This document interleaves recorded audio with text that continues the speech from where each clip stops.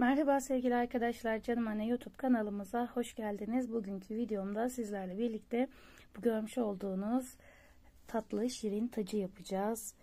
Şöyle gördüğünüz gibi üzerinde çiçekleri var. Şöyle hemen biraz çeviriyorum. Daha düzgün görünmesi için çevirmiştim. Şurası gördüğünüz gibi kaplama. Tacın tamamını giydirdik. Tel taç kullandık. Üzerine de böyle çiçekler ve inci boncuklarla süsledik. Böyle bir görüntümüz oluştu arkadaşlar. Anlatımımıza geçmeden önce eğer hala kanalımıza abone değilseniz abone olmanızı rica ediyorum ki yayınlanan videolarımızdan haberdar olmak için de bildirimleri açabilirsiniz. Şimdi bakalım bu tacımızı nasıl yapmışız, anlatımımıza geçelim. Evet, şöyle bir ipimiz var arkadaşlar. Gördüğünüz gibi bu ipimizi kullanacağız. Hatta şöyle yumağımı göstermek istiyorum. Şimdi ipimin bandı yok. Şöyle ki zaten dokusundan anlaşılıyor nasıl bir ip oldu. Zaten çoğu taç videomuzda bu şekilde yapmıştık. Tacın giydirme kısmını. Başlangıç ilmeğinden sonra 2 tane zincir çekiyorum. İlk zincirin içine 6 tane sık iğne yapıyorum. Şurayı biraz daha uzun bırakacağım. Buradaki ipi yeniden yapalım. Şimdi ilk zincirimize sık iğne yapmaya başlıyoruz.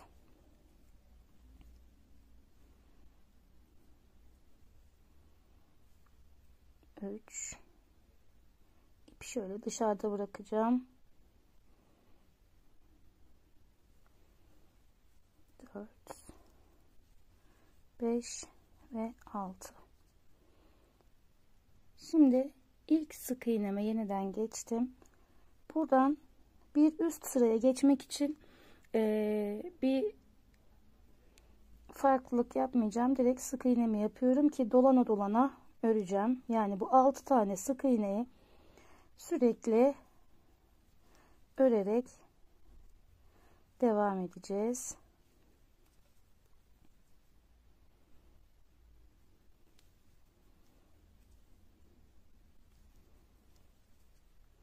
Bu şekilde örelim.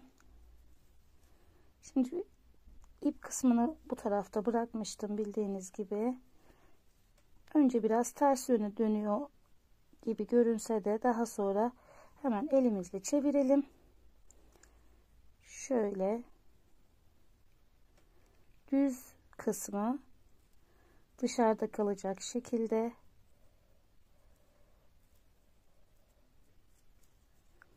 evet çevirdikten sonra da yine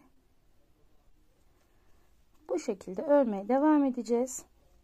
Hiçbir detay yok. Sadece her sık iğneye batıp yeniden bir sık iğne yaptıkça zaten alt kısımda şurası uzuyor gördüğünüz gibi. Ta ki tacın boyuna varıncaya kadar bu şekilde şöyle bakın boru formunda zaten tacı içine geçirebilmemiz için bu şekilde bakın uzamaya başladı bile küçük küçük. Böyle uzatalım. Daha sonrasına birlikte devam edelim. Evet, şöyle bakın epeyce uzattım. Ölçü almak için de şöyle yapabilirsiniz. Bakın şöyle çok kısa bir kısım kaldı ama bunun esneme payı da olduğu için burası yeterli olacak diye düşünüyorum. Eğer yetmezse birkaç sıra daha öreceğim. Şöyle geçiriyorum bakın son kısmına kadar.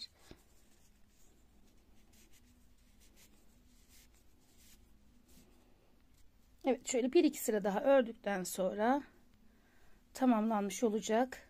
1-2 sıra daha örüyorum. Sonrasında yine devam edelim.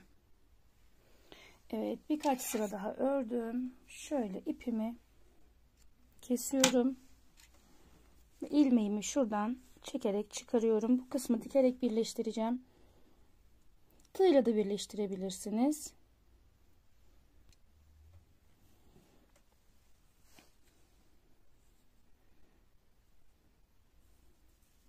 1-2 sık iğne yaparak tığla da birleştirme yapılabilir. Bu şekilde de yapılabilir.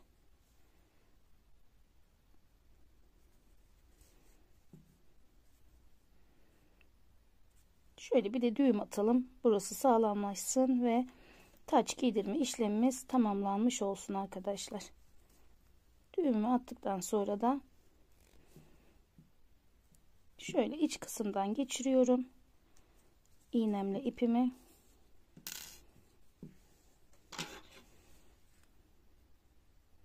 Dibinden kesiyorum. Başlangıçtaki ipimi de aynı şekilde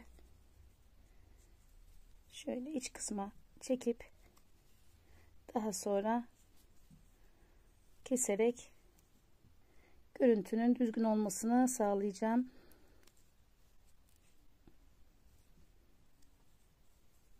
Tığım biraz ince olduğu için ipin katları açıldı. Bu yüzden bu şekilde oldu. Biraz daha kalın bir tığla daha kolay da yapılabilir. Yine burayı da iğneyle kamufle edebiliriz ipini. Evet. Tacımız tamamlandı. Tamamını kapattık gördüğünüz gibi. Şimdi süsleme işlemimize geçebiliriz. Şöyle yine ipime yakın bir renk kullanacağım.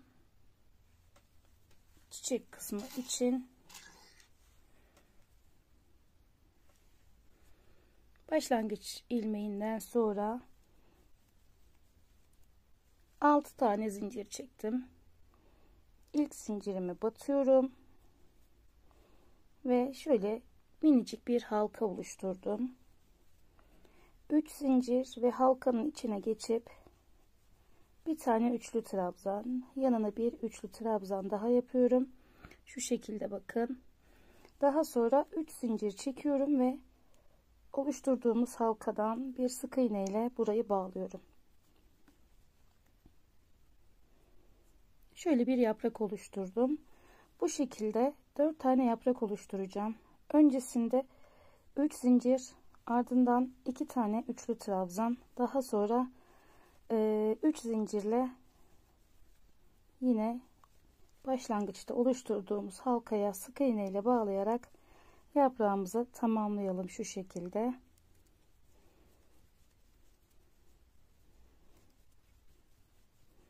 Böyle birkaç tane çiçek yapacağım.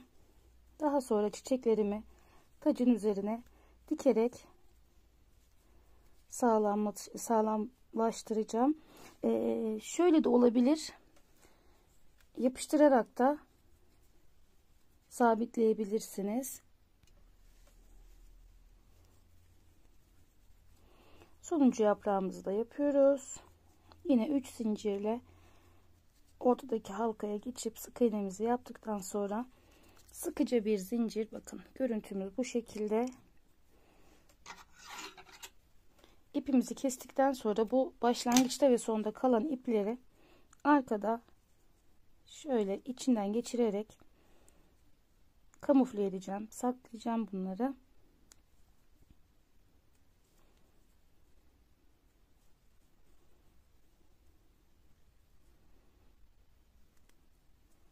Daha sonra dibinden keserek görüntüyü daha güzel bir hale getireceğim. Evet. Şöyle çiçekler yapacağım birkaç tane. Bunları yapıp tamamladıktan sonra da tacımızın üstüne nasıl birleştireceğiz onu da birlikte devam edelim.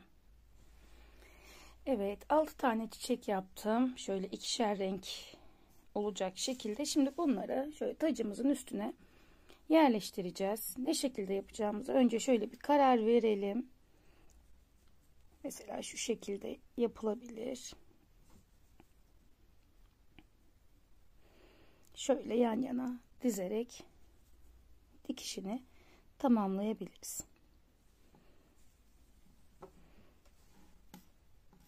Önce çiçekleri birbirine tutturacağım.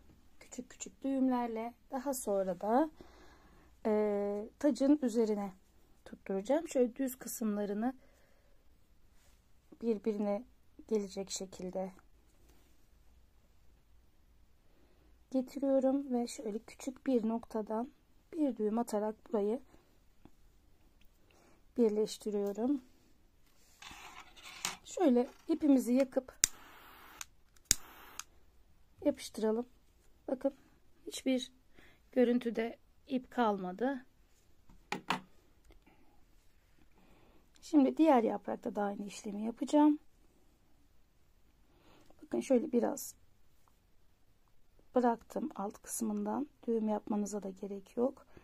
Buradan ipimi geçirdikten sonra düğümümü atıyorum. Daha sonra burayı yakarak sağlamlaştırıyorum. Açılma ihtimali de kalmayacak.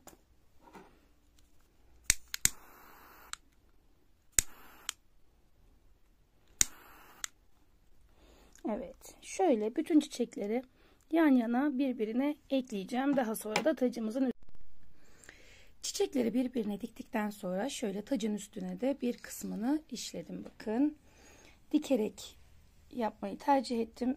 Biraz daha sağlam olması için. Şöyle çiçeklerin arasından minik minik dikiyorum.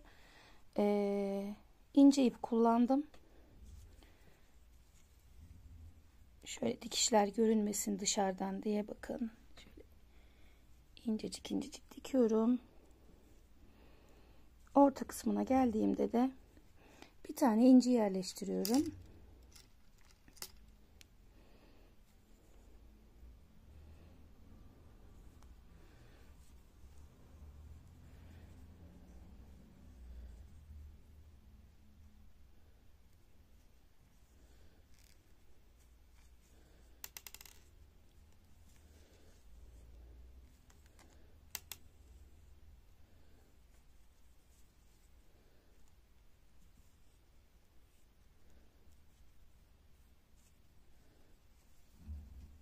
Şöyle ara ara çiçeklerden tutturup son çiçeğimi de dikeceğim ve tacım tamamlanmış olacak.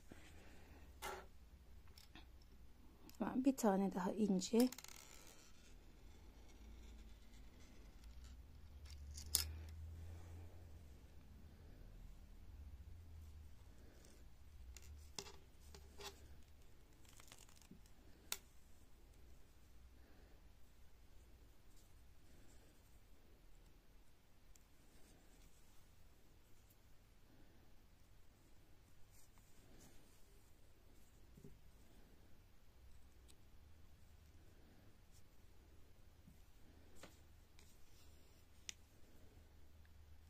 İpimi sıkıca bağlayıp sabitleyeceğim. Daha sonra tacım tamamlanmış olacak.